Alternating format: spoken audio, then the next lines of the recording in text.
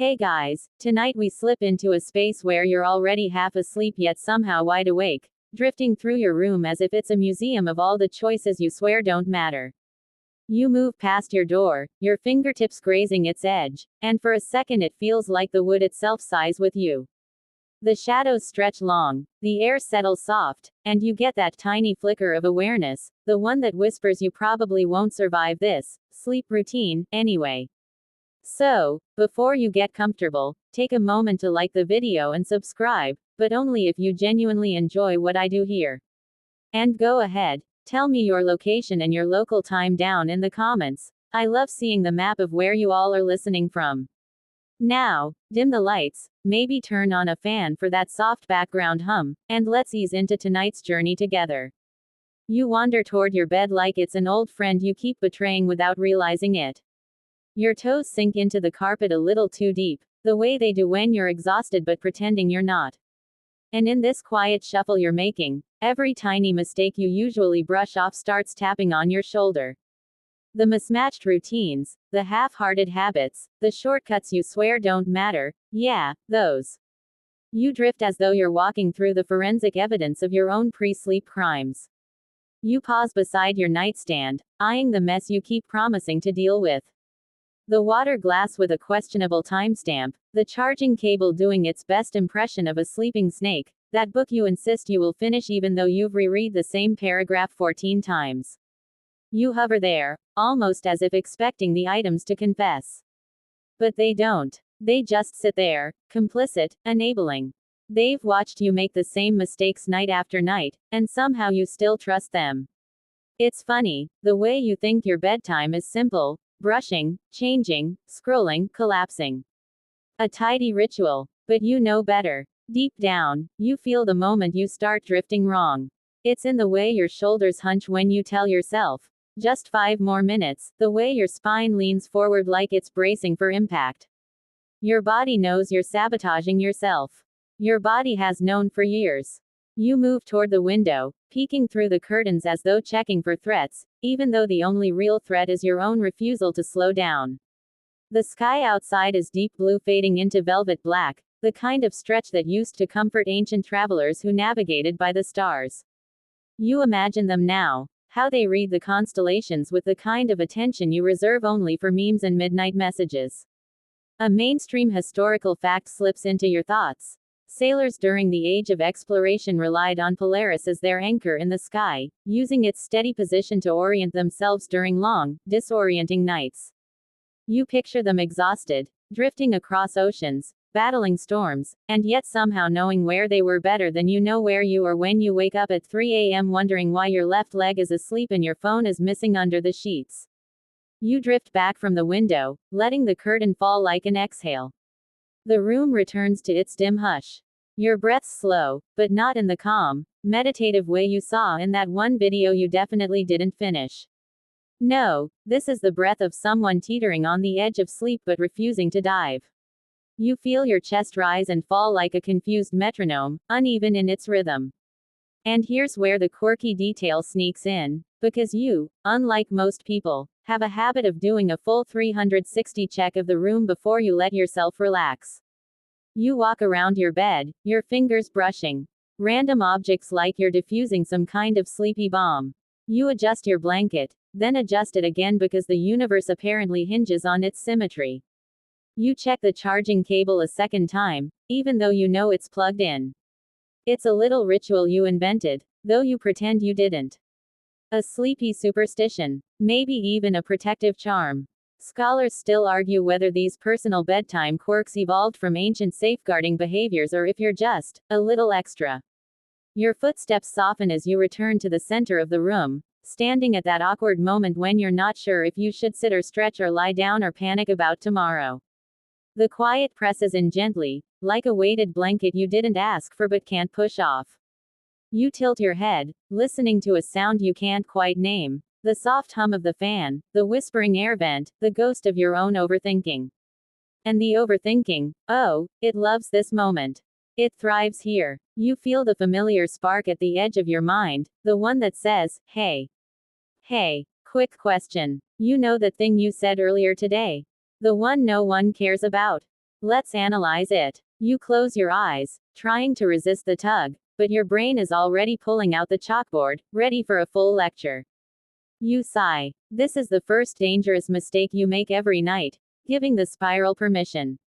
You don't say it out loud, of course. You never do. But the moment you let your thoughts nibble at those little anxieties, you're done. You turn toward the bed again, hand brushing the blanket as if introducing yourself. You lower yourself slowly, feeling the mattress dip, the springs groaning like they're 60 years old even though they're probably only 5. You stretch out, but the position feels wrong. Everything feels wrong. Your shoulder twinges, your back whispers complaints, your legs aren't sure where they belong. You shift. And shift again. And again. Each adjustment is a new tiny error you pretend is fine. You think you're settling in, but you're actually starting a chain reaction. A domino line of discomfort disguised as normal. Your eyes flutter open again. You stare at the ceiling, tracing patterns in the faint shadows, imagining constellations. For a weird second, you're convinced the texture of the ceiling looks different than yesterday. You squint. No, it's the same. But you keep staring anyway, because the distraction helps. Another mistake reveals itself. You're breathing. Too fast, too shallow, too deliberate. You know the trick. You've heard about breathing exercises 1,000 times. But the moment you try to consciously breathe correctly, your lungs stage a protest. Suddenly you're hyper-aware of every inhale, every pause, every exhale. You're controlling it like you're piloting a delicate ship through fog, and ironically, that makes it even harder to relax. Your body was doing fine until you intervened. Classic you. You close your eyes again, letting the darkness soak into your thoughts. And in that gentle quiet, you remember the time you read about ancient Roman households using special sleeping chambers with walls painted dark to mimic a kind of permanent twilight. You imagine stepping into one. No clocks, no glare, no distractions, just silence and the weight of night pressing close. You wonder if it would help you. Maybe. Maybe not. Scholars still argue whether darkness truly resets the inner rhythms or just tricks the mind into surrendering. But you don't need scholars right now. You need your own body to stop panicking about settling down. You turn on your side, then back, then side again. You're doing that thing where you pretend you're finding your spot, but what you're really doing is searching for that one magical angle where your mind will stop narrating your entire existence. You tuck a hand under your cheek. Your legs pull in. Your feet stretch out. The blanket pulls weirdly across your hip, so you adjust it. And adjust it again. You swear blankets are sentient and vaguely spiteful. Time begins to blur a little. The room softens around the edges.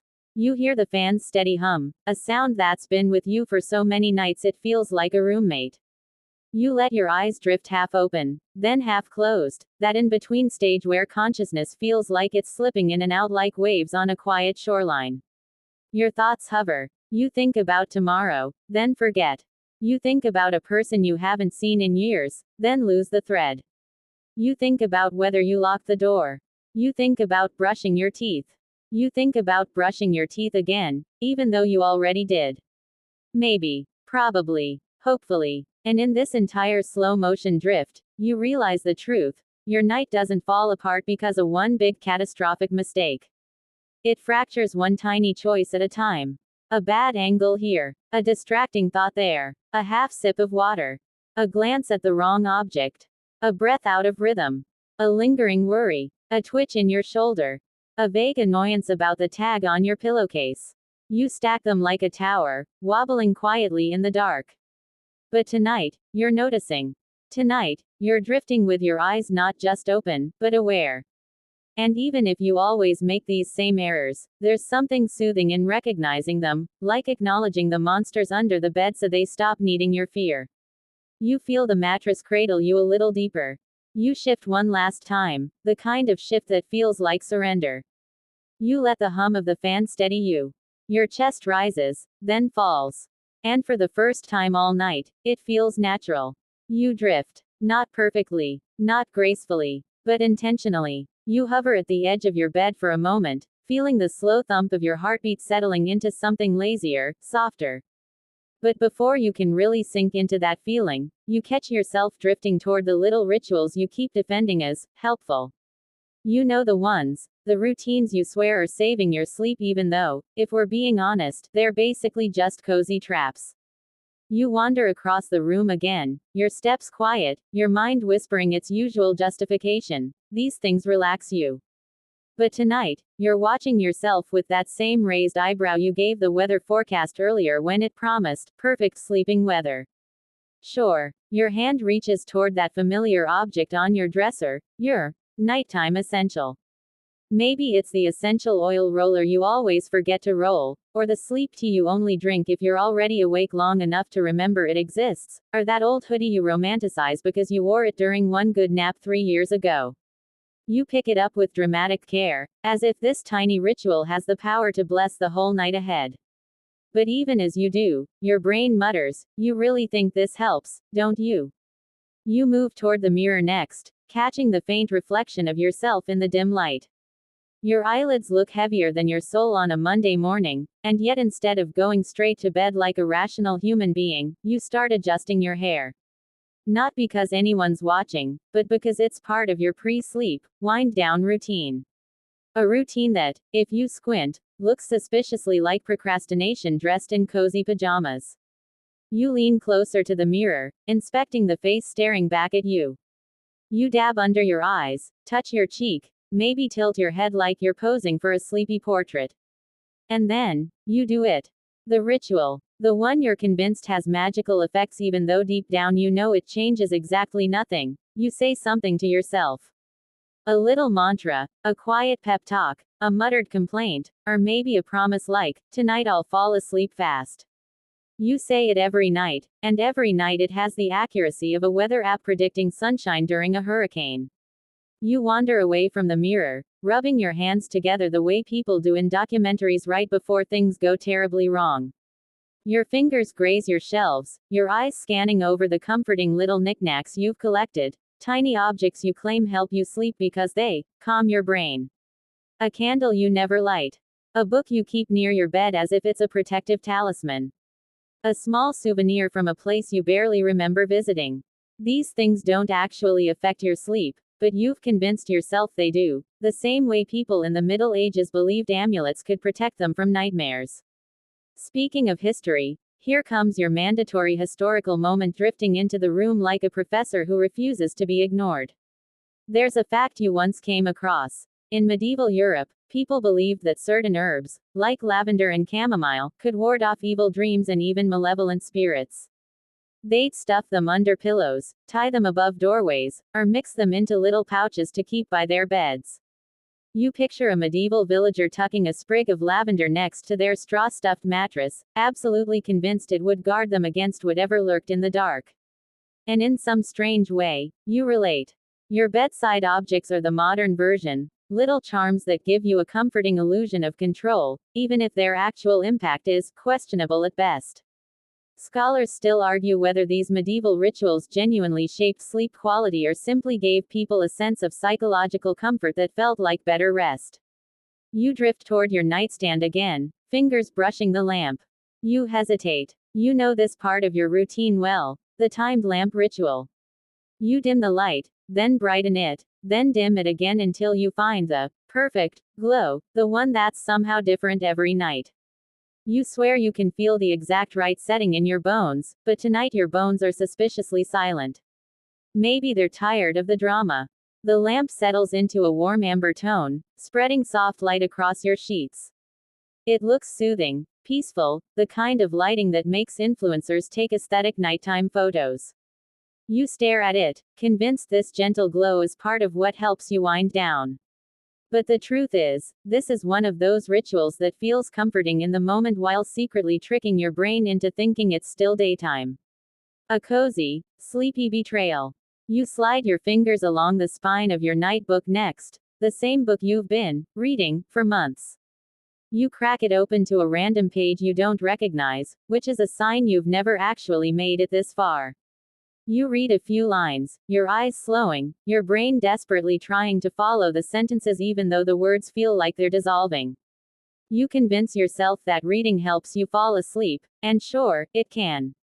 But not when the book is gripping enough to make you think, and not when you're holding it at that angle where your wrist is 1 centimeter away from staging a revolt.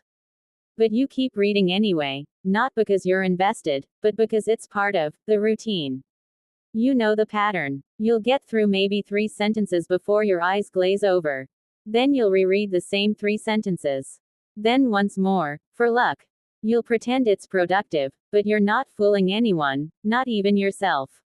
Tonight, a little quirky detail slips into your awareness. You have a habit of pretending that this night will be the night when your bedtime routine finally works perfectly, as if your life is an episodic series and tonight is the season finale. You imagine a narrator saying, "Little did they know," and cringe at yourself, but also, you keep imagining it. You place the book back onto the nightstand, gently, like it's a fragile relic from an ancient civilization. You sigh. You stretch your arms above your head, a dramatic stretch that would look majestic if anyone were watching, which they are not. Your shoulders crack a little, and you pretend that's a good sign. You move toward your closet next. You open it slowly, like you're revealing a portal to another world, though really it's just clothes and regrets. You scan through your nighttime shirts, picking the one that feels right.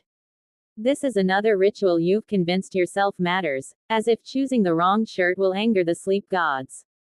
You run your hand along the fabric, your fingertips brushing cotton, fleece, maybe some old shirt you should have thrown away but didn't because it holds sentimental value, even though that value is mostly just, it's soft. You pull out your chosen item and slip it on, adjusting it a little too many times. It feels familiar, comforting. You tell yourself it helps you sleep, even though logically you know you could wear a potato sack and pass out if you were tired enough. But comfort isn't always logical. And tonight, you're indulging in the illusion. You wander back toward the bed, but then, you hesitate. The water glass. You forgot the water glass. You always forget the water glass. And somehow this tiny oversight derails the whole ritual. You stomp quietly to the kitchen, your steps muffled but impatient. You fill the glass halfway because you believe that a full glass will throw off the room's balance. A belief you've invented, championed, and upheld with zero scientific basis. But hey, it feels right. Back in your room, you place the glass on your nightstand with ceremonial precision. You step back and inspect it like it's an art installation. Perfect. You settle onto your bed again, feeling the mattress dip beneath you. But the ritual isn't over. Oh no, there's still the blanket test. You pull the blanket up. Then down. Then tuck it under one foot. Then change your mind. Then you flop it dramatically into place like you're airing out a royal banner. It's ridiculous. And yet, it matters to you. Even if the blanket is probably mocking you quietly. You lie on your back, finally. The room is warm, still, with the faint humming of your fan becoming a soft pulse against the silence. You take a breath, holding it for a moment before letting it out slowly. This part of the ritual always feels like the official beginning of sleep mode. You stare at the ceiling, letting your thoughts float up like little bubbles. And then, the final ritual hits, the mental checklist. You run through your day, your tasks, your worries, your hopes, your irrational concerns, and the one embarrassing thing you said 4 years ago that your brain still thinks is relevant. You whisper mentally, "Okay, everything's fine, time to sleep." But of course, this checklist is the opposite of relaxing you. It winds you tighter, pulling your attention in 30 directions at once. You sigh. Again. Your eyes drift to the side, catching the faint pattern of shadows across your wall. The shadows look like a map, or maybe a pair of wings, or maybe absolutely nothing. Your brain tries to assign meaning because that's what it does. It wants your rituals to have meaning too. It wants your bedtime routine to be a sacred transition into rest. But tonight, under the soft amber glow of your lamp, you finally see it. These rituals aren't helping you sleep, they're helping you delay sleep. They're familiar, soothing distractions. Comfortable detours. They make you feel like you're preparing for rest while secretly keeping you awake. You let your body sink deeper into the mattress, feeling the truth settle with you. You don't need the rituals, not all of them, not tonight. You just need to let go. You exhale one long, slow breath. Maybe this time, that's enough. You lie there for a moment, the softness of your mattress cupping around you, but your eyes drift, magnetized, to the one thing you know you shouldn't reach for. The glow calling to you from the nightstand is practically purring your name. You turn your head, slow and guilty, like someone in a paranormal documentary pretending they're not about to open the haunted attic door. And there it is. Your phone. The small, rectangular chaos machine that insists, every single night, that it's harmless. You stretch out your hand, hovering over it, pretending you're just checking the time. Sure, that classic lie. You tell yourself it'll be a quick glance. A tiny peek. A micro moment. But you know this dance too well. You touch the screen, and instantly your room blooms with light, like you just summoned a tiny electronic sun. The shadows jump back, the glow washes across your sheets, and your brain snaps awake even after everything you just did to wind down. The betrayal is instant. You squint at the brightness, your pupils shrinking like they're bracing for impact. And yet, you stay. You swipe. You scroll. You wander back into the world you swear you're trying to escape at night. Notifications sparkle like baited hooks. Messages whisper for your attention. Your mind perks up, curious, alert. Exactly the opposite of asleep. You flip through a few posts, your thumb moving on autopilot. A cat in a sweater. Someone's vacation photo. A meme that makes you exhale a tiny laugh through your nose. A weird video of someone cutting soap into cubes for no reason other than human beings love watching other human beings do unnecessary things. You tell yourself these things relax you, that they help you decompress. But you feel it, the faint buzz of stimulation spreading through your thoughts, like your brain just took a sip of energy drink disguised as harmless content. You know you should stop. You absolutely know. And yet your thumb betrays you again. A text bubbles up. You stare at it. Your eyes widen a little, your mind leaps into full alertness. Suddenly you're crafting a response like you're diffusing a social bomb with tweezers. You type, erase, retype. You analyze tone like a scholar decoding a lost language. And speaking of scholars, your obligatory scholarly phrase floats in. Scholars still argue whether nighttime screen stimulation impacts the brain more because of the content itself or because of the blue light triggering daytime neural patterns. Either way, scholars agree on one thing. Yes, it wrecks your sleep. And yes, you keep doing it anyway. You sink deeper into your pillow, holding the phone above your face, even though you know you're one accidental slip away from dropping it straight onto your nose. You scroll again. A video loops. Then another. Then another. You fall into that weird late-night rabbit hole where time stops making sense and everything is simultaneously hilarious, emotional, and existential. You watch someone reorganize their pantry. You watch a raccoon stealing a slice of pizza. You watch a clip from a show you've never seen but swear you now have opinions about. Your brain is awake, hyper-aware, overfed. And the worst part, you feel that fake sense of productivity creeping in, the one that whispers, you're relaxing, while completely destroying your melatonin like it's an all-you-can-eat buffet. You pull yourself out, finally, with a dramatic sigh. You click off the screen. The room plunges back into darkness. But the damage is done. The afterglow sits behind your eyelids like someone scribbled neon shapes across your vision. You blink a few times, trying to erase it, but your brain is still buzzing like a poorly wired sign. You turn to your side.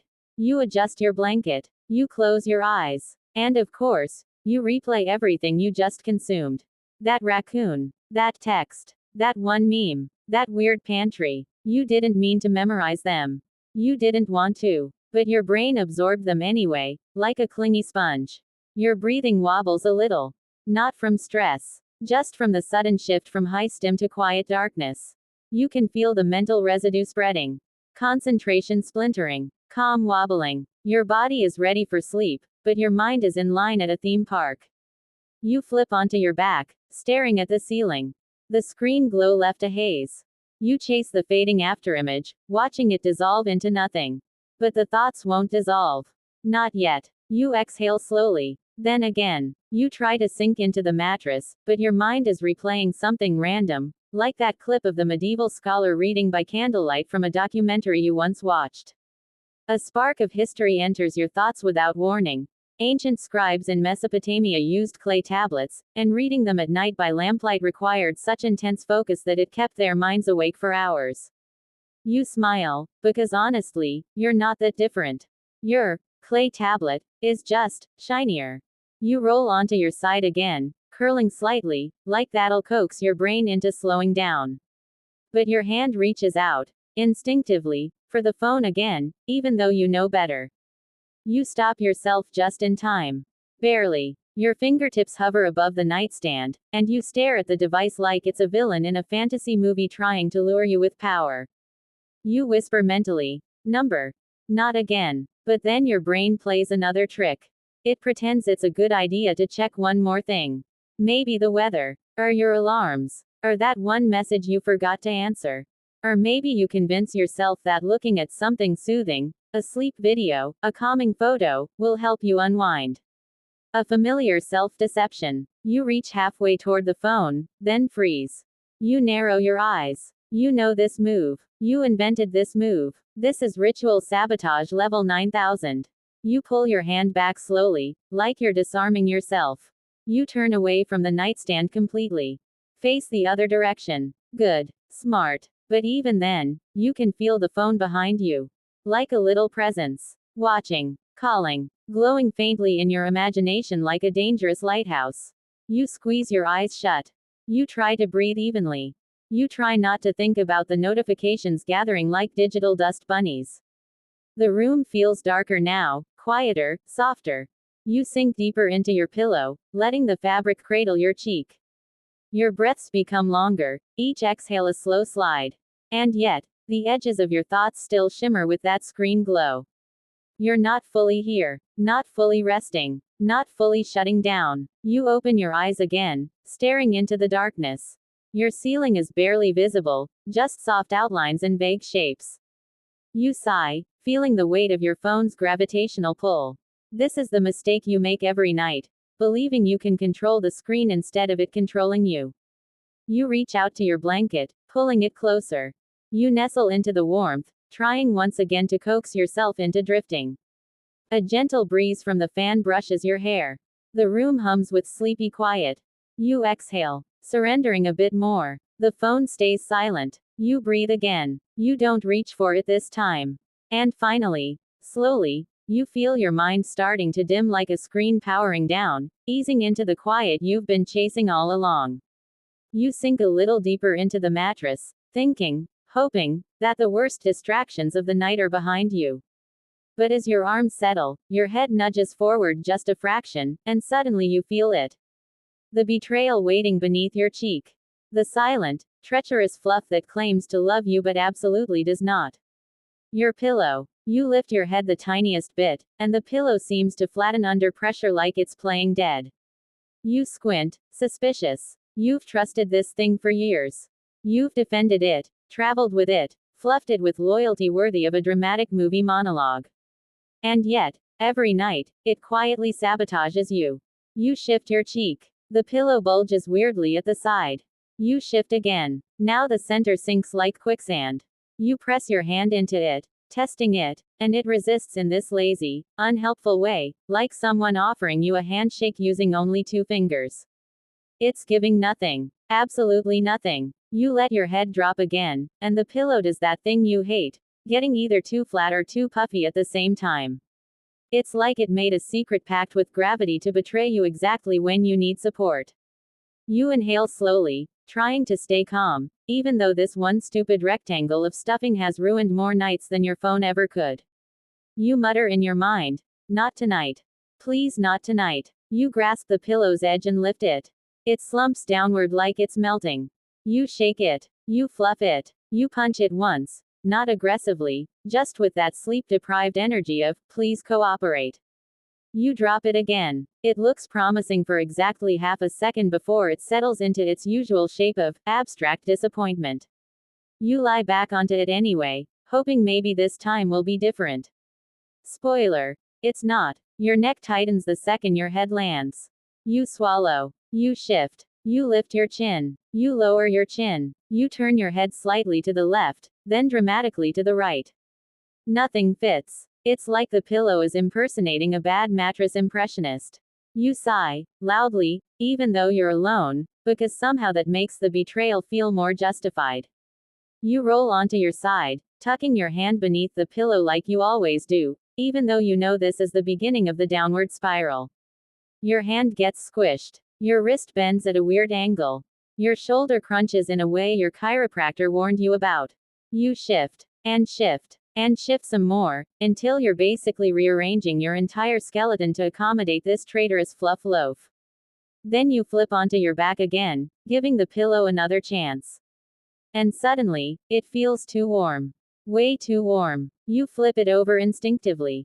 The back side, ah yes, the sacred cool side of the pillow, greets your cheek like a tiny cold oasis. You melt into it, whispering mentally, perfect. But then, within 40 seconds, the warmth returns, creeping in like a slow-moving ambush. You lift your head again, staring down at the pillow like you're confronting a liar. And here it comes, the quirky detail in your nightly routine. You pinch the pillow corners like you're adjusting a toddler's jacket. You squeeze, tug, fold, tuck, pat. You shape it into a weird U shape, then an L shape, then something that looks like a topographical map of a mountain range. You're not sure why this helps. It rarely does. But you perform it anyway, as faithfully as someone practicing an ancient ritual they never fully understood. A historical thought drifts in, because your brain loves timing. You recall reading once that ancient Egyptians slept on headrests made of carved wood, not soft pillows. They believed a wooden support kept the head elevated in a way that protected the soul during dreams. You imagine lying on carved wood right now, and for a second you wonder if that would actually be easier than dealing with this shape-shifting disappointment. Scholars still argue whether those headrests were truly comfortable or if ancient people were simply built different, or maybe too polite to complain. You roll to your side again, curling inward, trying to coax some kind of cooperation out of the pillow. Your cheek sinks too far. Your ear folds in half. You straighten it with one dramatic finger poke. The pillow groans under your weight, not literally, but energetically. You know the sound. You can hear the fibers inside shifting in that little whispery crunch, the sound that says, I give up, even though it never actually gives you what you need. You sit up suddenly, grabbing the pillow in both hands. You lift it to eye level like you're confronting a suspect in a dimly lit interrogation room. You squint at it. It does nothing. Of course it does nothing. You shake it again. Then press your hands into its center. Then fold it. Then unfold it. Then fluff it aggressively like you're trying to wake a stubborn teenager for school. It becomes rounder. Then flatter. Then impossible to understand. This pillow is chaos incarnate. You flop it down dramatically. You lie on it again. And suddenly, it feels okay-ish. You freeze, afraid to move. Afraid to breathe too deeply. Because anyone who has battled a pillow knows the moment you celebrate too soon is the moment it betrays you again. You stay perfectly still for several seconds, trying to ease yourself into relaxation without disturbing the delicate ecosystem of this pillow arrangement.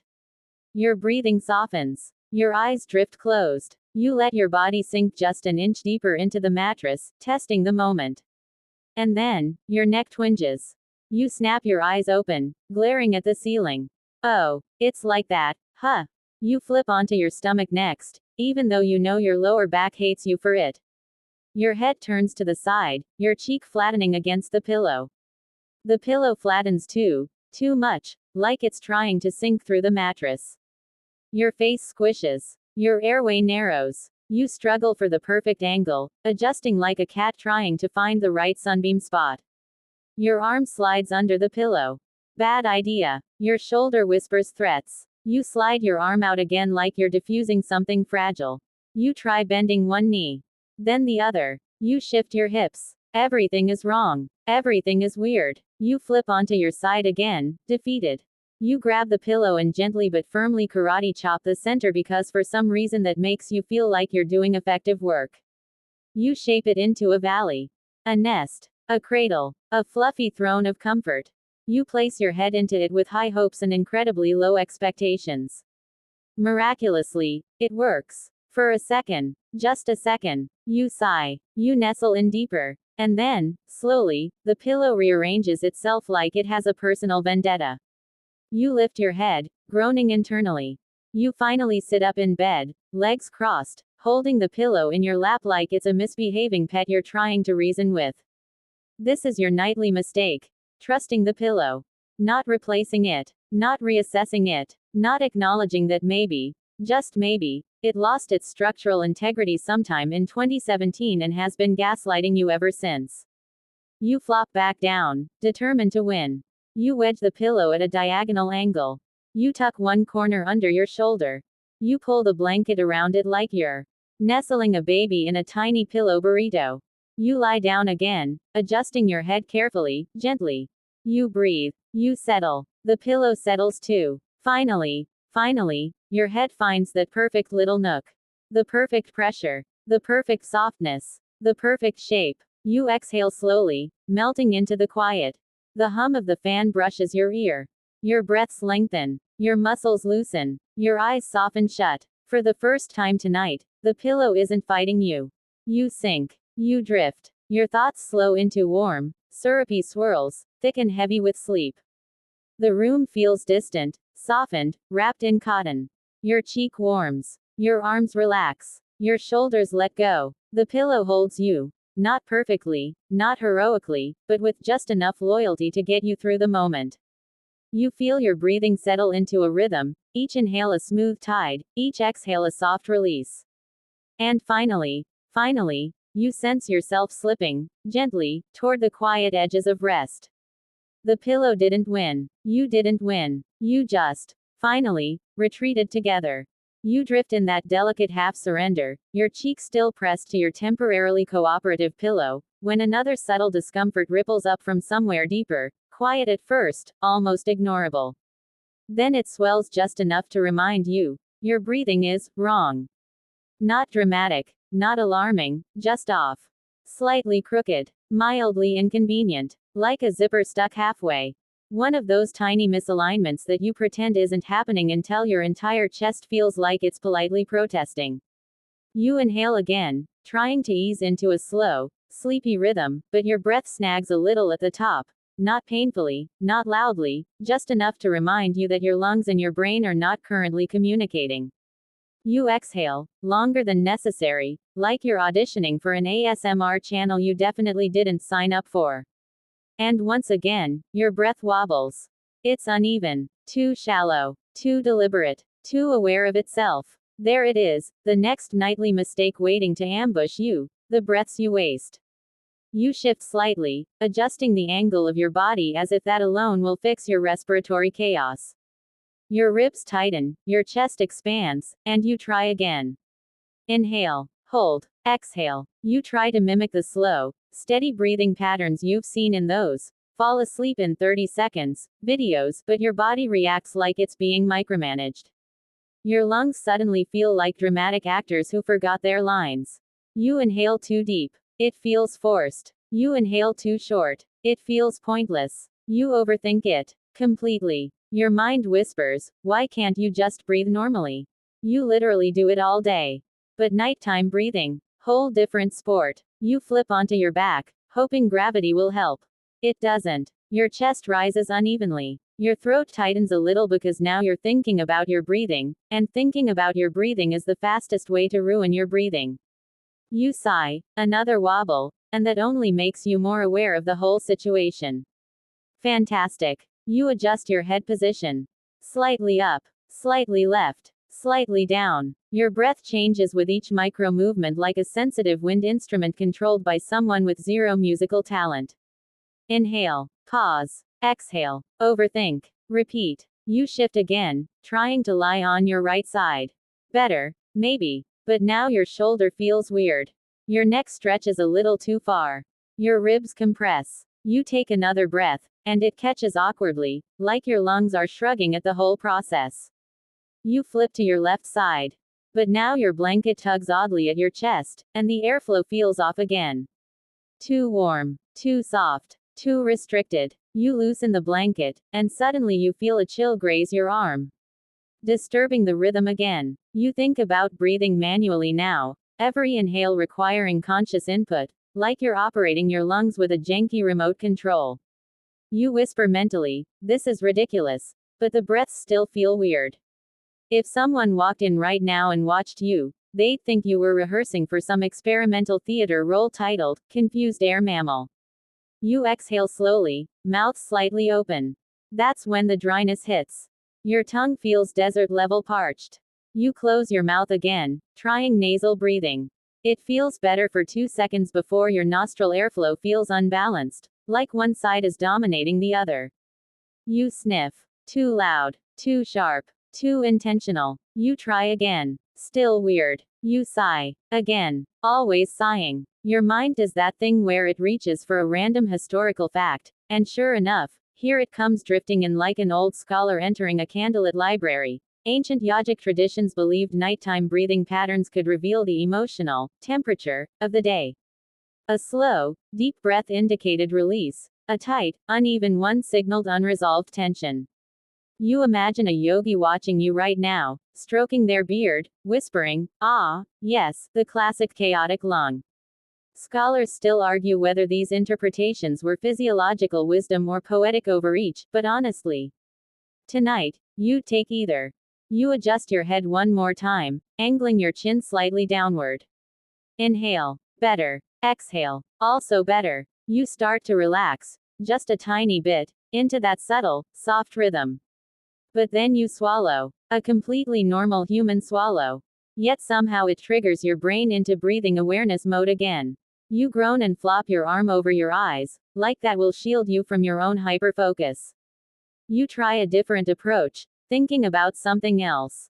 Anything else. You let your mind drift into soft imagery. The darkness of your room, the hum of the fan, that gentle breeze brushing your leg, the weight of the blanket pulling you into stillness.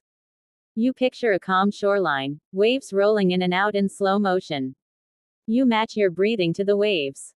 Inhale, exhale, inhale, exhale. It works for a moment. A tiny, blissful moment. Until your nose decides it wants to tickle. You rub it, ruining your rhythm. You inhale again, too fast this time. You exhale, too loud. You whisper mentally, "Why am I like this?" You roll onto your back again, stretching your limbs out like a starfish trying to surrender to the sea. You let your arms rest naturally. Your legs extend. Your chest opens. You take a slow breath. This one lands properly. Smooth. Gentle. Even. Another breath follows. Then another. Your lungs settle into something softer, something steadier, something more intuitive. The tension dissolves a little. You hold on to that fragile rhythm like you're balancing a soap bubble on your fingertip. But then, you hear something. Or maybe you imagine it.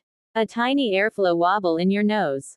You twitch. Your breath stumbles again. You clench your jaw. Bad move. Jaw tension ruins everything. You relax it quickly, letting your mouth fall slightly open, which is somehow worse because now you sound like you're halfway to snoring.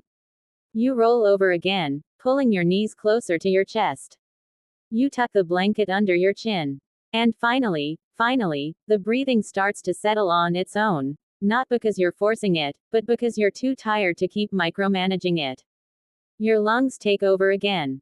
Automatic. Easy. Quiet. You notice the sensation of air brushing the edge of your nostrils, soft, delicate.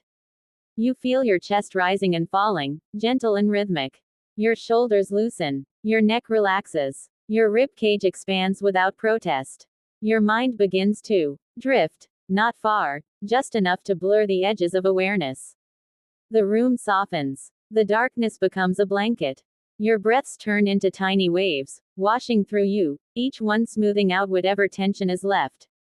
You think, briefly, about how much of your nightly struggle comes from these tiny, invisible habits, microscopic disruptions you don't notice until they cascade into full-blown wakefulness. You realize how your breathing, something automatic and easy all day long, becomes an overcomplicated puzzle the moment your head hits the pillow. You let your exhale lengthen. You feel heaviness settle into your limbs. Your mind gets quieter, softer, slower. You drift closer to that line between awake and asleep, floating on the rhythm of your breath. The fan hums gently in the background, syncing with your pulse. The blanket warms you just right. The pillow, surprisingly, stays cooperative. And your breathing, finally, becomes your ally again, not your adversary. You inhale slowly, naturally, without thinking. You exhale softly, melting deeper. The breaths you wasted tonight, the shallow ones, the deliberate ones, the overthought ones, fade into memory. You surrender to the easy, instinctive breathing you've known your whole life. You drift. You breathe. You let go. You lie there, chest rising and falling like gentle waves, and for a moment it feels as if the world has shrunk to just this: the mattress, the pillow, the hum of the fan, and the steady rhythm of your own breathing. And yet, something lingers. The quiet isn't quite enough. There's a small, nagging itch somewhere on your skin. Not sharp, not urgent, just persistent. Your brain latches onto it immediately. Congratulations. You've discovered the next nightly trap. The creeping, subtle discomforts you pretend aren't there until they become the center of your universe. You roll slightly, trying to shift the sensation away. Nothing. You lift your arm, scratch your shoulder lightly. Nothing. You flatten your hand against the sheets, pat it gently. Still there. Your mind starts to notice every other little sensation it had been ignoring. The subtle chill near your ankles, the way your hair tickles your face, the blanket slightly bunched under your hip. These tiny irritations, normally ignorable, are suddenly magnified into a symphony of minor annoyances. You sigh. Loud, exasperated, dramatic. You tuck your hands under your head, adjusting your pillow again, just slightly. Not too much. Just enough to feel like you've taken control. Control, however fleeting, feels crucial here. Your mind drifts to history, because of course it does. Your bedtime rituals practically invite historical tangents. Did you know that in the 19th century, Victorian sleep studies documented people waking at all hours, often disturbed by something as minor as a draft or the rustle of night clothes? They believed that a perfect night required meticulous attention to every tiny detail. Blankets tucked precisely, mattresses plumped, curtains drawn exactly so. Scholars still argue whether these elaborate routines genuinely improved sleep or were simply psychological comfort. You imagine a Victorian in a nightgown muttering about the exact correct pillow height, and you can't help but smile. You shift your legs again, trying to get comfortable. The blanket tangles around your feet like a pet that won't listen. You tug it free. You adjust it under your knees. You flip onto your side, then back again, then half onto your stomach, testing each angle with painstaking care. And yet, somehow, nothing feels perfectly right. It's not terrible. It's just imperfect. A quirky, slightly ridiculous thought floats into your mind. Maybe you're the only human being in history obsessively calibrating a blanket while simultaneously failing at just existing quietly. You imagine anthropologists hundreds of years from now studying bedtime rituals in the 21st century, finding your exact movements and declaring them ritualistic precision with a hint of futility. Somehow, that thought calms you. Not because it solves anything, but because imagining someone noticing your minor struggles validates them, turns them into a story rather than a failure. You take a deep, intentional breath and try to focus on sensation. The soft hum of the fan, the slight coolness against your skin where the blanket doesn't reach, the gentle curve of the pillow supporting your head. You concentrate on letting each minor discomfort wash over you instead of chasing perfection. One by one, they lose power. Your mind drifts again to history, because apparently that's what you do when trying to relax. In ancient Rome, people used feather-filled mattresses so soft they'd sink under the body like liquid. Often, though, the feathers shifted during the night, creating lumps that annoyed sleepers endlessly. Scholars still argue whether these lumps made sleep more natural by encouraging movement or just prolonged restlessness. You laugh softly at the mental image of a Roman tossing and turning, muttering about rebellious feathers. You lie back, chest rising evenly. You let your legs stretch under the blanket, which is finally lying just where it should. The tiny tickles on your skin fade into background noise. Your body begins to relax fully. Muscles release tension, your neck settles without thought, and your spine aligns as if your mattress finally recognizes your surrender. Then your mind drifts. unbidden, to that brief worry you usually entertain each night. Did I forget something today? Did I respond to that email? Did I lock the door? You acknowledge these thoughts but don't engage. You observe them like clouds drifting across a quiet sky. They exist. They are real. But they do not need your immediate action. You inhale slowly. Exhale slowly. The rhythm is steady, gentle, unbroken. The small irritations that dominated your awareness are now tiny background textures, barely noticeable. You feel yourself sinking further into the mattress, a slow, almost imperceptible descent into that liminal state between wakefulness and sleep. Your arms rest naturally at your sides, your legs slightly bent, and your body feels supported in all the right places. The blanket conforms to you, cozy but not constricting. The pillow holds your head in just the right position. The fan hums softly, a soothing drone. You drift into mental imagery now. A soft meadow at dusk, the air filled with warm, quiet scents of grass and wildflowers. The sky is a gentle gradient, fading from lavender to deep navy, and distant stars blink faintly. A soft breeze moves through the scene, carrying warmth and stillness. Each inhalation draws in calm. Each exhalation releases tension. You sink further into this dreamlike mental space. The room's minor imperfections, the pillow's last small lump, the blanket's uneven tuck, the lingering tickle on your shoulder, fade into insignificance. You feel the weight of the day releasing, your mind quieting. The night is finally taking over in its subtle, patient way. You focus on the gentle rise and fall of your chest, the steady rhythm of the fan, the soft weight of the blanket, and the faint, comforting pulse of your own heartbeat. Your thoughts blur at the edges. Your body feels fluid. Your awareness begins to soften. And slowly, almost imperceptibly, you drift closer to the edge of sleep, leaving behind the meticulous adjustments, the minor irritations, and the constant inner commentary. The world narrows to just this moment. Warm, quiet, and deeply, deliciously still. You feel yourself teetering on the edge of sleep, that soft, weightless threshold where consciousness blurs and dreams begin to seep in. But just as you start to drift, a subtle, insidious thought sneaks into your mind, your stomach. Not loudly, not urgently, but quietly reminding you that maybe, just maybe, you didn't eat the right way tonight. Or maybe too much. Or too little. Or too late. Or everything. The possibilities spin in a tiny, obsessive carousel. Welcome to the next nightly trap.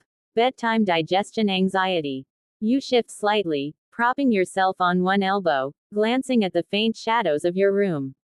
Your body feels cozy, warm under the blanket, but your stomach feels ambiguous. Hollow, or heavy, hard to tell. You try to relax into the sensation, imagining it smoothing out, like kneading dough with invisible hands. But your mind refuses to leave it alone. You start replaying dinner in minute detail. The pasta, the bread, the extra drizzle of sauce you swore you'd skip. A quirky detail pops in. Did you know that in the 16th century, doctors often recommended sleeping in a semi-upright position after a late meal? They believed it prevented indigestion. Some even designed special wooden chairs that doubled as beds. Scholars still argue whether this method was genuinely helpful or just a convenient excuse for the upper class to nap with dignity. You imagine yourself perched awkwardly in one of those chairs, blanket draped over your lap, stomach grumbling but dignity intact. You smile softly. You exhale, trying to focus on slow breaths rather than stomach rebellion. Inhale, exhale, inhale, exhale. The rhythm soothes your mind a little, but your stomach continues its subtle protests, like tiny protesters waving flags inside you. You shift your legs slightly, hoping gravity might coax it into submission. No luck. You think about ancient remedies. Some cultures drank warm milk. Others relied on herbal teas. Some even consumed small, sweet biscuits or honey before bed. You wonder what would have happened if you had a tiny glass of warm milk tonight. Scholars still argue whether the placebo effect of these practices was more potent than the actual ingredients. You imagine holding a little cup, steam curling into the night air, feeling the warmth seep into your belly. Tempting, comforting, almost enough to distract you from the small, internal mutiny happening right now. Your attention drifts again, naturally, to quirks of digestion. Did you know that in medieval Europe, people occasionally slept in two segments, first for a few hours, then waking for an hour or two before sleeping again?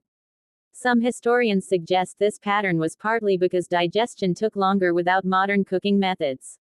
You imagine your stomach joining the chorus of human history, insisting on a midnight wake-up call while you attempt to drift back into sleep. You breathe deeply again, letting the sensation become background noise rather than an urgent problem. You place a hand lightly on your abdomen, gentle pressure, an attempt to soothe. Somehow, this minor gesture feels like a lifeline, a reassurance that you can survive the night, despite the protestations of your internal organs.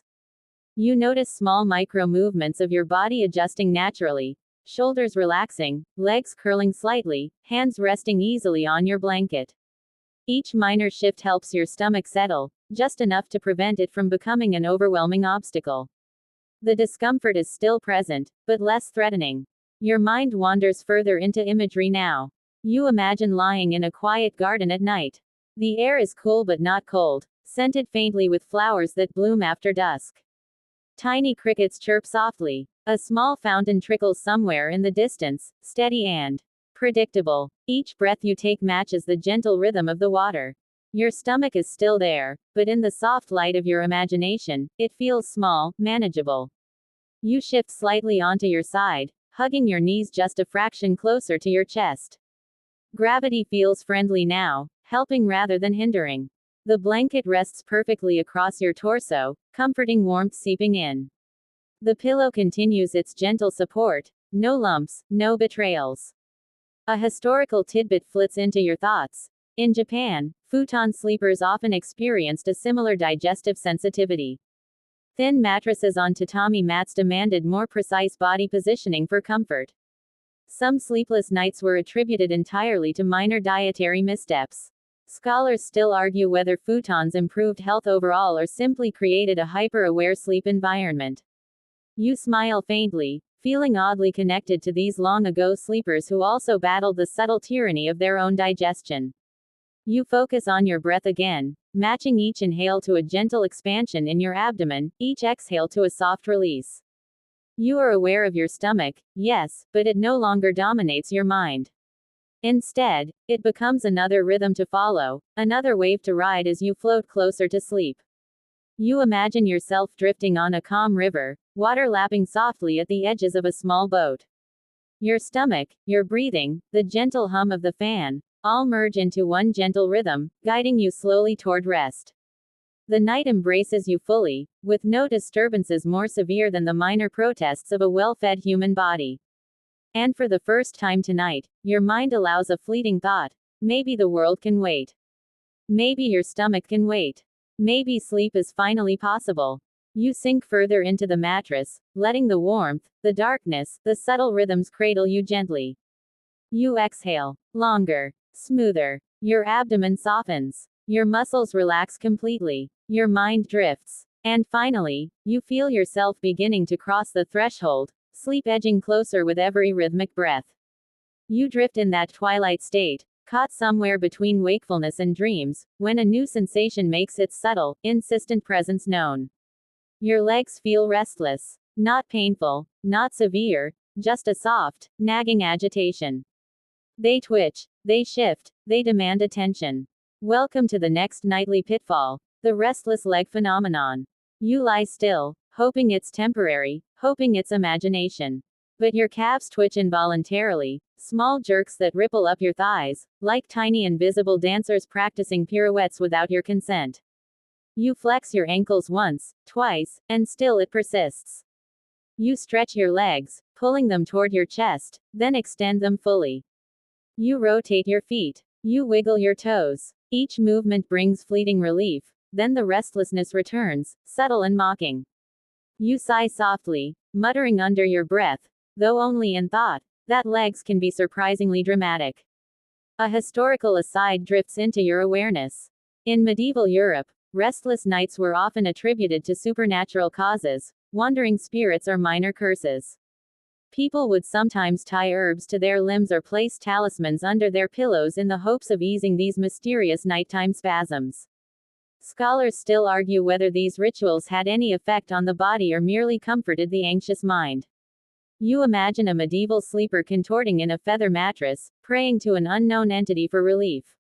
Somehow, it makes your own minor twitchiness feel less ridiculous. You take a deep, intentional breath and attempt to focus elsewhere. Inhale, exhale, imagine your legs sinking softly into the mattress.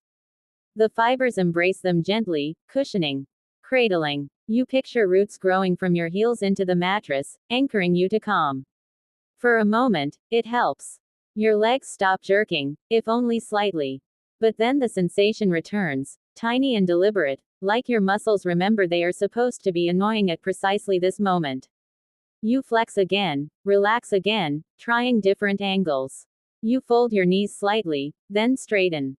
Nothing is perfect. You remind yourself that perfection is rarely a part of nightly routines, except in YouTube sleep videos, where everything is staged for maximum serenity. A quirky detail rises unbidden. Did you know that some animals, like horses, sleep standing up because lying down is riskier for predators?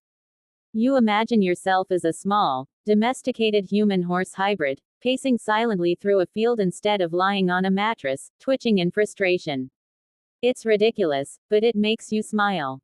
You return to your breaths, slow and steady, matching the rise and fall of your chest to a mental count. Inhale, exhale, 100, 200, small micro counts that are almost meditative. Your legs twitch slightly less. The rhythm of your body begins to stabilize. You shift slightly onto your side, curling your legs a little. The blanket adjusts, conforming to your limbs. The mattress supports evenly. Your pillow remains loyal. And now, the small, nagging leg movements fade into occasional whispers, tiny enough to ignore. You drift into mental imagery again, conjuring a calm, forested glade. The earth beneath you is soft and springy. A gentle wind moves through the trees, rustling leaves softly. You imagine your legs sinking into the mossy ground, resting without tension, held by nature itself. Each twitch seems to dissolve as your imagination cradles your limbs. You recall a historical curiosity. In Japan, some traditional sleep practices included gentle massage of the calves and feet before bedtime to encourage circulation and prevent nighttime restlessness. Scholars still argue whether these massages were truly beneficial or simply a ritual of relaxation. You flex your toes gently, imagining the relief that tiny gestures could provide. Your legs feel heavier, calmer. The minor irritations of the evening, the restless phone, the temperamental pillow, the digestive unease, fade further into background. The room's darkness embraces you fully, softened by the steady hum of the fan. Your chest rises and falls evenly. Your abdomen remains relaxed. Your head rests comfortably. You let your mind drift deeper, focusing only on sensations of warmth and support. Your blanket, pillow, and mattress merge into a single comforting presence. Your limbs, once restless, now melt into stillness. Even the tiniest twitching fades into obscurity. The combination of steady breathing, supportive bedding, and gentle imagination lulls your body toward complete relaxation. You notice the subtle, almost imperceptible pull of gravity guiding you downward. Every muscle softens. Every minor irritant fades. Your mind, quiet now, drifts toward dreams like a boat leaving the dock. You feel safe, anchored, supported, and soothed. You breathe gently, deeply, fully. And you realize, your body, once subtly betraying you, now cooperates with sleep's patient embrace. You exhale, long and soft. Your legs rest fully. Your body melts further into the mattress. The boundary between wakefulness and sleep becomes indistinct. You are almost there. You hover on the edge of consciousness, body relaxed, mind slowing, when a new, subtle distraction creeps in, the room itself. Not the obvious things like light or sound, but the quiet, almost imperceptible discomforts of your environment, the temperature, the slight draft, the soft creak of the mattress springs. Welcome to another nightly misstep, underestimating the subtle influence of your sleeping environment. You shift slightly, seeking an optimal position, curling your arms just a little, angling your legs for comfort. The blanket rests unevenly across your torso, one edge tucked under your arm, the other dangling loosely over your hip. You adjust it again. Inhale. Exhale. The temperature feels slightly off. Not unbearable, just noticeable. The fan hums softly, but it's a constant reminder of the invisible air moving across your skin. You reach for the control instinctively, then think better of it. Changing the fan might fix the draft, or it might awaken something worse. You leave it. Your mind wanders to history. In medieval monasteries, monks often slept in stone chambers with minimal bedding, relying on wool blankets and fur throws. They believed the body's adaptation to cold improved endurance and spiritual resilience. Scholars still argue whether this harshness genuinely fostered discipline or merely resulted in countless sleepless nights. You imagine lying on a thin straw mattress in a stone room, shivering slightly yet convinced it was the path to enlightenment. Somehow, that makes your modern, slightly drafty bedroom feel luxurious. You wiggle your toes, then your fingers. Tiny adjustments, unconscious micro-corrections to the subtle discomforts around you. You notice the faint brush of the sheet against your calf, the tiny indentation in the mattress where your hip presses, the minuscule difference in pillow softness where your head rests. It's almost poetic how every little detail conspires to keep you just slightly awake. You inhale slowly, counting in your mind, matching breath to each sensation. Inhale, exhale, inhale, exhale. Each breath softens the minor annoyances, shifting your awareness from irritation to observation. Your body begins to melt further into the bed, every tiny discomfort a note in the symphony of the night. A quirky thought surfaces. Did you know that in the 18th century, some Europeans slept with bed curtains to control not only light but temperature and air circulation? Opening or closing them became a nightly ritual, a subtle way to negotiate with comfort itself. Scholars still debate whether these rituals genuinely improved sleep or merely provided a sense of control over uncontrollable elements. You imagine yourself cocooned in curtains, negotiating with drafts like an unacknowledged diplomat of comfort. You shift slightly to the left, adjusting your head and shoulders. The pillow aligns perfectly now, and your spine feels supported. The mattress cradles you evenly. The blanket settles naturally over your body, warming your limbs without restriction. The subtle discomforts begin to fade, softened by your adjustments and patient observation. Your imagination drifts, conjuring a serene night scene. A quiet lakeside at dusk, water barely rippling under a gentle breeze. The air smells faintly of pine and earth. The stars peek faintly through a deepening sky. You feel yourself lying on soft grass near the shore, cool but comfortable. Each tiny disturbance in your body, the restless leg, the minor twinge in your back, the slight draft, is absorbed into the calm of this imagined world. You breathe slowly, deeply, syncing your rhythm to the imagined lapping of water on the lake's edge. Each exhale releases tension. Each inhale draws in calm. Your body, once subtly restless, now begins to fully cooperate. A historical curiosity drifts in. In 19th century Japan, people sometimes slept outdoors on raised verandas in summer, enjoying breezes that were believed to promote health and longevity. Scholars still argue whether these practices were genuinely beneficial or simply pleasant indulgences. You picture yourself lying outside under the stars, warm and supported despite a hint of wind brushing against your skin. Your breathing slows further. The minor irritations of the room, the fan, the mattress, the subtle temperature fluctuations, fade into the background. Your body sinks deeper into the mattress. Your pillow cradles your head with gentle loyalty. Your blanket warms you just right. You exhale softly, letting your awareness fade from the room entirely. Your limbs relax. Your spine aligns. Your mind drifts, untethered from the minute details that once kept you alert.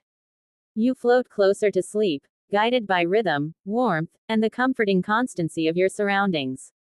And slowly, imperceptibly, you feel the night enfolding you completely. You are finally sinking, gently but persistently, into the kind of near sleep that feels like floating in a soft, dark pool. And yet, even here, another subtle nightly mistake lurks: your thoughts. Not the loud, obvious ones like deadlines or chores, but the quiet, lingering what-ifs that creep in uninvited. You catch yourself reviewing minor events of the day, tiny social missteps, things you said or didn't say, that awkward expression you flashed in a meeting. Each thought flutters for a moment, teasing your mind, before you push it away. You roll slightly onto your side, hugging your knees. The blanket conforms perfectly. Your pillow holds your head just so. You try to let the thoughts dissolve, but one sneaky mental critter surfaces, the replay of a conversation from earlier.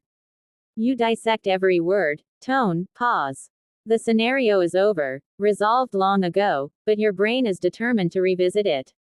This is subtle sabotage, mental friction designed to keep you awake while the rest of your body craves rest. You breathe slowly, trying to focus on the rhythm of inhalation and exhalation. Inhale, exhale, inhale, exhale, the breath is steady, soothing. Your body melts further into the mattress. The fan hums softly. Your blanket is warm, your pillow supportive. Yet those thoughts linger, whispering faintly in the back of your mind. A historical fact drifts in unbidden. In ancient Rome, people practiced quiet reflection before sleep, meditating on virtues and misdeeds alike. Scholars still argue whether this ritual genuinely prepared the mind for rest or simply prolonged wakefulness with moral anxiety. You imagine a Roman citizen lying on a straw mattress, silently judging their day, while trying to coax the mind into slumber. It feels oddly familiar. You flex your toes lightly, a subconscious attempt to release lingering tension. You wiggle your fingers. Tiny movements, almost imperceptible, allow your mind to shift focus from critique to physical sensation. You notice the coolness of the sheets on your skin, the gentle weight of the blanket, the subtle pressure of the pillow against your neck. Slowly, these sensations begin to dominate your awareness. You picture yourself in a quiet forest, lying on a mossy bed beneath towering trees. The leaves whisper softly in the wind. Each inhale draws in the earthy scent of the forest floor. Each exhale releases the day's weight. Your mental chatter, the replayed conversation, the tiny regrets, the what-ifs, becomes background noise, absorbed by the calm scene. A quirky, sleep-friendly detail comes to mind. In some indigenous cultures, lullabies or whispered storytelling were used to redirect the mind from worry to calm imagery. The soft cadence of sound, often rhythmic and predictable, helped guide people toward sleep. You imagine a faint whisper brushing past your ear, lulling you with gentle narrative threads, much like the voice in your mind now narrates your own imaginary forest scene. Your legs, once restless, remain still. Your arms settle easily. Your chest rises and falls smoothly. Even your stomach, previously a source of slight concern, rests calmly beneath the blanket. The minor environmental annoyances, the draft, the pillow lumps, the subtle creaks of the mattress, have faded into soft background textures. You allow your thoughts to drift like clouds. You do not engage them. You simply observe, watching them float and dissolve. You focus on your body's rhythm. Breath, heartbeat, the gentle hum of the fan, the weight of blankets, the comforting shape of your pillow. Each sensation anchors you, tethering you to calm. You feel the edges of consciousness blur further. The thoughts, once active and intrusive, now dissolve into a gentle haze. Sleep is approaching, patient and inevitable, guided by the steady, comforting rhythm of your own body and the soft, enveloping stillness of your surroundings. You exhale slowly, fully, surrendering to the gentle pull of slumber. The forest, the blankets, the pillow, the hum of the fan, all coalesce into a cocoon of calm. And finally, you teeter at the brink, ready to drift completely into sleep's embrace. You lie still, barely aware of your own body now, as sleep creeps closer like a quiet tide. But even here, a subtle nightly mistake threatens to hold you back: electronics. Not the glaring blue light screens you avoided earlier, but the faint aftereffects, the lingering dopamine from earlier scrolling, the notifications you silenced but remember, the tiny hum from devices tucked near your bed. Your mind whispers faintly, "Did you check that message? That email?" You inhale slowly and exhale, trying to release the tension, but the residual pull of digital life lingers. You shift slightly, settling your arms at your sides, curling your legs just enough to feel comforted. The blanket, perfectly weighted now, rests softly on your torso. Your pillow cushions your head like a loyal companion. The fan hums on, providing white noise that drowns the tiny digital echoes. But still, the subtle aftertaste of scrolling lingers in your mind. A historical fact drifts in, soothing in its irrelevance. In the 1800s, gas lamps illuminated homes, and the soft, flickering light often kept people awake long past bedtime. Scholars still argue whether the light itself disrupted sleep patterns or whether the human tendency to linger in thought was the real culprit. You imagine yourself in a dimly lit parlor, staring at a warm glow, unable to escape the mental pull of unfinished tasks. Suddenly, your tiny electronic temptations feel almost trivial by comparison. You flex your fingers slowly, letting the tiny movements release residual tension. You notice the faint weight of your own limbs against the mattress. Your toes wiggle, then rest. You exhale, long and deliberate, letting your chest relax. Slowly, the pull of digital distractions begins to fade. A quirky detail surfaces. In Japan, before electricity, people often listened to the subtle sounds of nature, like rain or distant water, as a natural white noise to lull them to sleep. You imagine the faint hum of your fan as the modern equivalent, a river or a gentle waterfall, steady and predictable. It drowns the mental noise from earlier, replacing it with soft, natural rhythm. Your mind drifts further, entangling from unfinished messages and the subtle dopamine residue. You picture yourself lying in a field under stars, surrounded by soft whispers of wind through grass. The digital echoes of today, the notifications, the swipes, the unclicked links, dissolve into irrelevance. They exist in another world, far away from this calm, nightly sanctuary. You inhale deeply. Exhale. The rhythm of your breath synchronizes with the imagined night sounds. Your legs remain relaxed. Your arms lie easily. Your chest rises and falls naturally. Even your stomach, once a subtle source of worry, now rests calmly beneath the blanket. You focus entirely on the physical sensations. The mattress molding to your body, the pillow supporting your neck and head, the gentle pressure of the blanket, the soothing hum of the fan. Each element reinforces comfort. Each sensation anchors you deeper into stillness. A historical curiosity drifts in. Some 19th century European households would place small clocks by the bed to track time, unaware that constant awareness of the passing hours could actually worsen sleep quality. Scholars still argue whether this habit promoted punctuality or merely anxiety. You imagine yourself lying in bed, free from timekeeping devices, allowing the night to proceed without expectation or pressure. Your body continues to surrender. Your thoughts, especially digital remnants, fade further, replaced by soft imagery and gentle rhythms. You drift closer to sleep, floating on the tide of breath, weight, and the hum of stillness. Finally, you exhale completely, letting go of the last traces of wakeful distraction. Sleep is patient, waiting for you, and you are finally ready to let it take over. You hover in that soft, almost dreamlike state where your body feels impossibly light and your mind flutters just beyond awareness. Yet another subtle mistake lurks in the night, the noise you don't notice. Not loud sounds, cars, neighbors, or passing footsteps, but the quiet, ambient ones that sneak in and tug at your subconscious. The distant hum of a refrigerator, the faint creak of a floorboard, the subtle groan of the house settling. Each minor sound flits through your awareness, tiny enough to ignore consciously but enough to tickle the edges of alertness. You adjust slightly, curling your knees just a touch, letting the blanket settle more evenly across your chest. Your pillow cushions your head perfectly, though you know your subconscious still catalogs every small shift in weight or angle. Inhale, exhale. The fan's hum forms a steady, rhythmic counterpoint to the occasional creak. You focus on it, letting it dominate your attention, gently pushing the minor interruptions to the periphery. A historical tidbit surfaces. In medieval castles, stone walls amplified subtle noises, and courtiers often woke repeatedly due to the faintest creaks or echoes. Scholars still argue whether these nocturnal awakenings were disruptive or simply accepted as part of nightly life. You picture a castle sleeper, lying rigidly in featherbeds, counting each stone settling and imagining that you, modern human, are not so different in your sensitivity. You shift slightly onto your side, drawing your legs closer to your torso. The blanket hugs you snugly without constriction. You notice the faint brush of the sheets on your arm, the mattress contouring to your hip, the pillow cradling your neck. Tiny sensory details, once potential annoyances, now form part of the soft, enveloping cocoon you're constructing around yourself. A quirky observation pops up. In 19th century Japan, people sometimes used small, hand-carved wooden chimes to mask irregular household noises. The gentle rhythm helped them focus on a steady, predictable sound rather than reacting to every minor creak. Scholars still debate whether this improved sleep or merely distracted sleepers.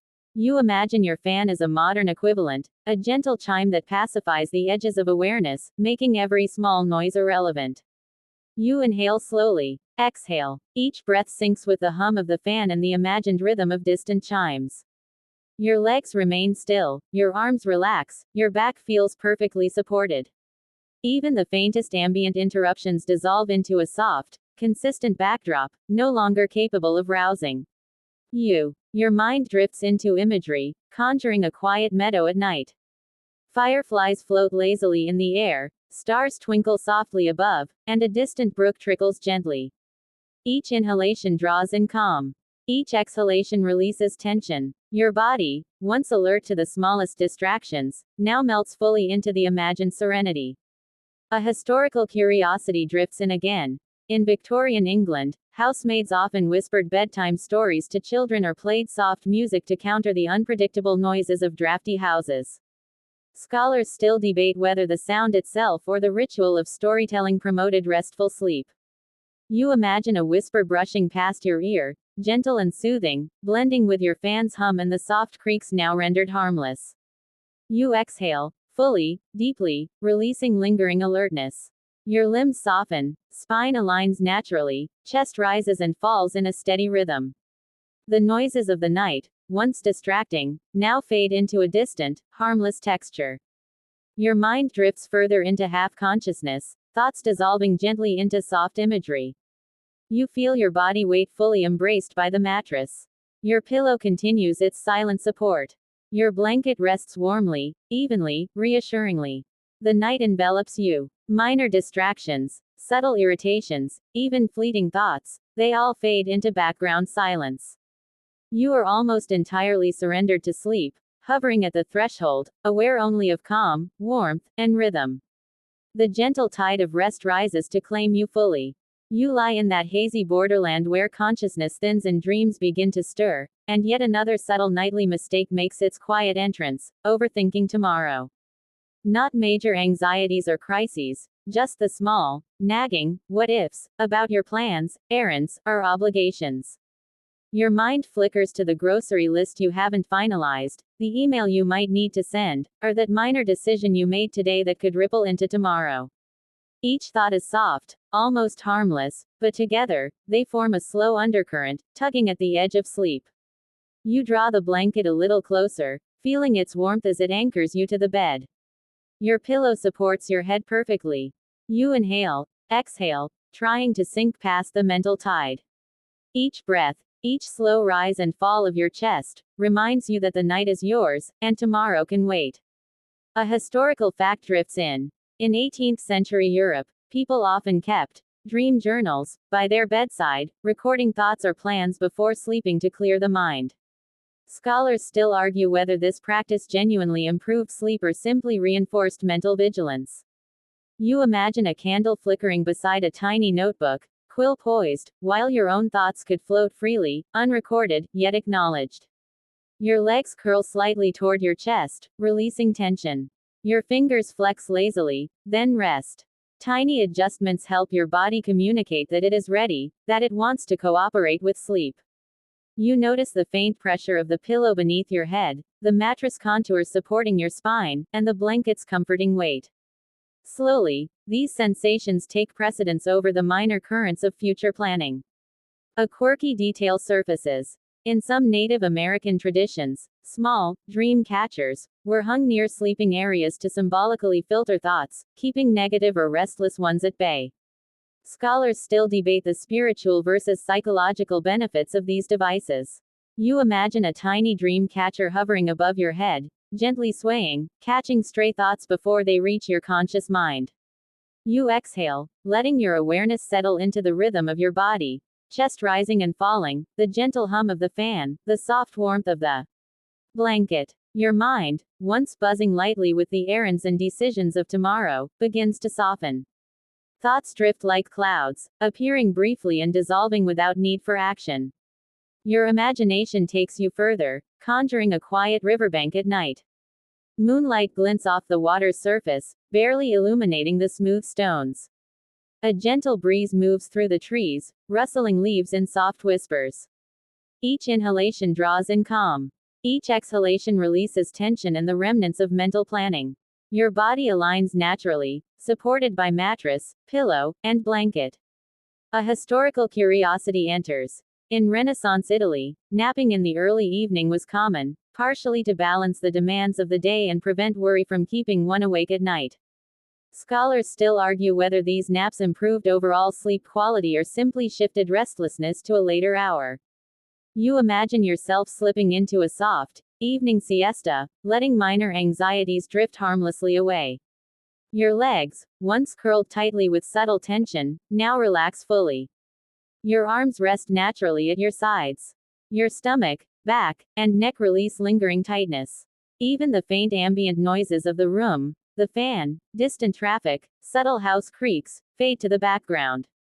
You exhale slowly, fully, deliberately, surrendering to the night. Thoughts of tomorrow dissolve into soft, distant haze. The subtle pressure of the blanket, the supportive contour of the mattress, and the quiet hum of the fan anchor you further into calm. Finally, you feel yourself teetering at the very edge of sleep. Your mind hovers gently in a space that is neither fully conscious nor fully dreaming. Every muscle is relaxed. Every minor worry, every small irritation, every restless thought has softened into nothingness. And now, the night embraces you completely, pulling you into the first true waves of sleep. You hover in the liminal space between sleep and wakefulness, the perfect zone where your body is nearly surrendered but your mind still clings, just slightly, to awareness. And here, another nightly mistake quietly waits: mindless worry about health. Not serious concern, but minor, persistent thoughts. Did I drink enough water today? Did I stretch enough? Am I getting the right nutrients? They flutter softly, like moths around a dim light, enough to distract without truly alarming you. You shift slightly, adjusting the blanket over your torso. It rests evenly now, a gentle, reassuring weight. Your pillow supports your head with quiet fidelity. Your spine feels aligned. You inhale, exhale, each breath an attempt to anchor yourself in the present rather than chasing microscopic health anxieties. A historical fact drifts into your mind. In 17th century Europe, people often engaged in nightly health reflections, reviewing what they had eaten, drunk, or done during the day to maintain balance and prevent illness. Scholars still argue whether these reflections promoted genuine health or merely amplified anxiety. You imagine a person in a candlelit chamber, counting sips of water and bites of bread, while your own minor health thoughts feel less alarming by comparison. You flex your toes and wiggle your fingers, tiny adjustments that release subtle tension. The blanket molds to your body. The pillow holds your head just right. The mattress cradles your spine evenly. Slowly, the minor nagging of imagined health lapses begins to fade. A quirky detail surfaces. In traditional Chinese medicine, people sometimes placed small heated stones near the bed to soothe muscles and improve circulation, believing warmth could ward off discomfort. Scholars still debate whether the effect was physical, psychological, or simply symbolic. You imagine your body embraced by a gentle, imaginary warmth, each inhalation spreading calm to muscles, joints, and the subtle aches of the day. Your mind drifts further, conjuring a quiet hillside under a night sky. The grass is soft and cool beneath you. Fireflies blink lazily in the distance. A gentle breeze brushes against your skin.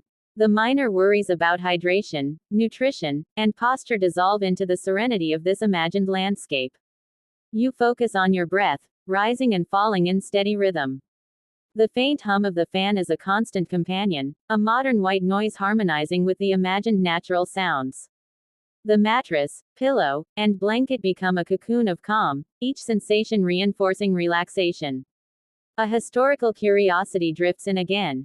In ancient Egypt, people believed that sleeping on carefully chosen materials and in specific positions promoted both health and spiritual alignment. Scholars still argue whether these practices had actual physical benefits or were largely ritualistic. You imagine the care taken in selecting your sleeping arrangements tonight, all modern conveniences aligned to comfort you perfectly. Your body continues to surrender.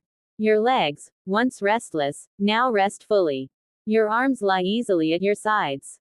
Your chest rises and falls evenly. Even the tiniest thoughts about health, nutrition, or posture have softened into harmless whispers. You exhale slowly, deeply, letting go completely. Your mind drifts, untethered. The subtle irritations of the evening, the restless leg, minor digestion concerns, slight environmental discomforts, are all absorbed into the background. The night enfolds you entirely. And now, as your awareness dims further, you feel yourself entering the deeper, more restorative waves of sleep. The world is distant, your body is still, and the gentle tide of rest carries you fully. You are finally poised at the edge of full sleep, that delicate threshold where consciousness flickers like a candle in a gentle wind. Yet, even here, one last nightly mistake waits, subtle but persistent, checking for reassurance. You know you've silenced your phone, adjusted your blanket, and settled your body, yet a tiny mental voice wonders, did I really lock the door? Did I remember everything important? These fleeting questions tease your mind, just enough to keep it alert, even as your body craves surrender. You take a slow, deliberate breath. Inhale, exhale, inhale, exhale. You remind yourself that the house is secure, the tasks completed, or, if not, they can wait until morning. Your blanket hugs you softly, your pillow supports your head faithfully, and the mattress cradles your spine evenly. Tiny bodily adjustments help, nudging your mind toward acceptance. A historical fact drifts in. In 19th century Europe, people often kept bedside checklists or journals to assure themselves they had completed all duties before sleeping. Scholars still debate whether these rituals genuinely improved rest or simply reinforced anxiety. You picture someone ticking off a mental list by candlelight, and suddenly your own fleeting reassurance thoughts feel surprisingly human and universal. You wiggle your toes and fingers, the last minor adjustments your body needs before complete surrender. The blanket conforms perfectly, the pillow molds to your neck, the mattress supports every curve. Tiny details of comfort now dominate, overshadowing all lingering mental noise. A quirky detail surfaces. Some Native American traditions involved placing small stones or tokens near the bed to symbolize safety and completeness.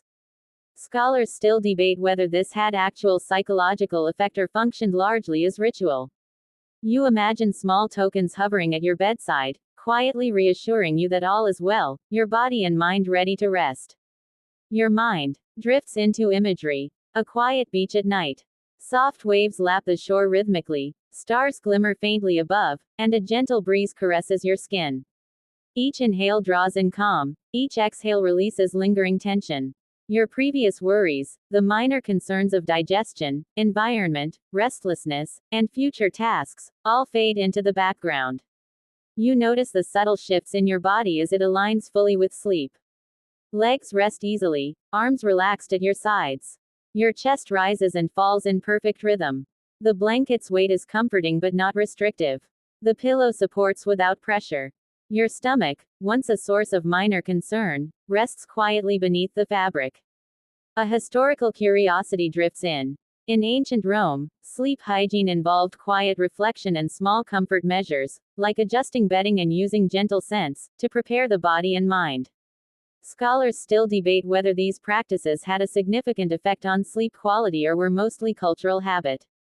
You feel connected to the long lineage of sleepers, each subtly negotiating their own nightly routines, all seeking the same elusive rest. You exhale fully, letting your mind loosen entirely. Even the tiniest remnants of wakefulness, flickers of thought, minor body adjustments, quiet worries, soften and dissolve. Your body is perfectly still, your breath steady, your mind drifting. The night enfolds you completely, warm, gentle, and protective. You are fully present in the soft embrace of rest. You feel the tide of sleep pull you inward, deeper and deeper. Consciousness blurs. Sensations fade to nothingness. And now, at last, you surrender fully. You drift now, fully weightless, the night wrapping around you like a familiar, comforting blanket. Every tiny tension, every flicker of thought, every restless twitch has softened and faded. Your breath is slow, rhythmic, a gentle wave carrying you further into calm. The room hums quietly, the fan's steady murmur blending seamlessly with the imagined night sounds of wind, water, or distant crickets. Imagine your body sinking deeper into the mattress, fully supported, every curve cradled perfectly. Your legs rest easily, your arms lie relaxed at your sides, your spine and neck aligned naturally. The warmth of the blanket spreads through you like a soft, invisible hug. The pillow holds your head effortlessly, and your chest rises and falls with a steady, almost musical rhythm. Picture a serene landscape of your choosing, a quiet forest glade, a soft riverbank, a moonlit beach. The night air is cool but gentle. Tiny sounds float past. Leaves rustling, water trickling, distant owls calling. You are safe, held, suspended in a cocoon of comfort and calm. Each breath draws peace in, each exhale releases any lingering thought, worry, or tension. The subtle boundaries between your body, the room, and the world outside blur. Time is no longer a factor. Only the soft rhythm of your breathing, the gentle hum of the night, and the tender embrace of sleep exist.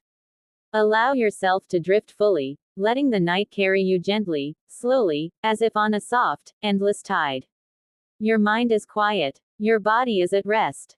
Every small concern of the day, every fleeting worry of tomorrow, melts into nothingness. Sleep is patient. Sleep is kind. Sleep is yours. Whisper to yourself, it is safe. It is calm. I am ready. And now, you drift completely, fully, gently into the soothing waves of rest.